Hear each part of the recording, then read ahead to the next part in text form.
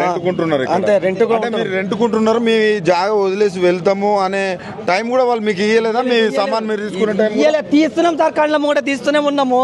తీస్తున్నా కూడా ఆగుతలేరు. ఎవరు ఆగుతలేరు ఇప్పుడు ఎవరు సార్ జిఎస్ఎం వాళ్ళు ఇప్పుడు అసలు వాళ్ళ పేరు ఏమంటున్నారు? వాళ్ళు అసలు ఎవరు మీ డిపార్ట్మెంట్ వచ్చినామని కూడా చెప్తలేరు.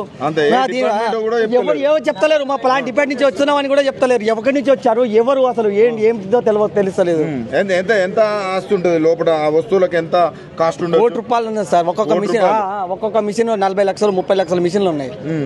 ఎట్లా చూస్తారు? ఇట్లా కూలగొట్టడాన్ని ఎట్లా చూస్తారు? ఈ ప్రభుత్వం హైడ్రా అని ఒకటి తీసుకొచ్చి ఇలా ఇది ఎంతవరకు కట్టు కాదు సార్. ఇది అయితే కట్టు కాదు. ఇంతవరకు ఎవరైనా సరే ఇప్పుడు ఉండొచ్చు, ఎవరో ఎంత ఆక్రమించుకున్నారో తెలిసి ఉంటది. కానీ అది ఇప్పుడు ఎవరు ఎంఆర్ఓ ఉంటాడు, ఎంపీ విఆర్ఓ ఉంటాడు, జిఎస్ఎంఎస్ వాళ్ళు ఉంటారు, అందరు ఉంటారు కదా. వాళ్ళకి తెలియంది అయితే కాదు కదా. వాళ్ళు ఏది ఇవ్వకుండా ఉంటే ఎంత కాడికి రాదు కదా సార్. అంటే వాళ్ళు ఓనర్స్ పక్కకు పెడితే మీరు లీజ్ కుంటున్నారు, కనీసం మీరు తీసుకునే వస్తువులు తీసుకునే అవకాశం ఇచ్చినా అయిపోయేది కదా సార్.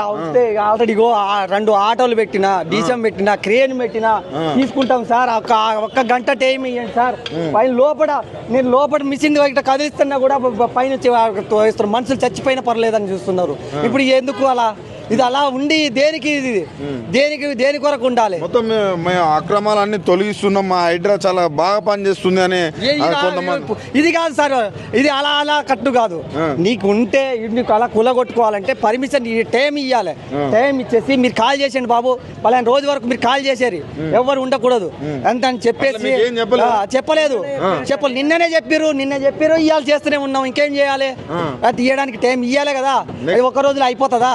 ఇది ఒక్కటేనా మీకు ఆధారం? ఇంకా ఇదే ఆధారం, నాకు ఏం ఆధారం లేదు. ఇదే ఆధారం.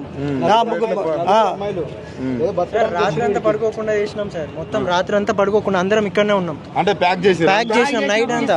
ఎవరు పడుకోలేదు. చూడండి సార్, అసలు మార్నింగ్ తీస్తున్నాం, వాళ్ళు ఏం ఇన్ఫర్మేషన్ ఇవ్వలేదు, ఏం లేదు.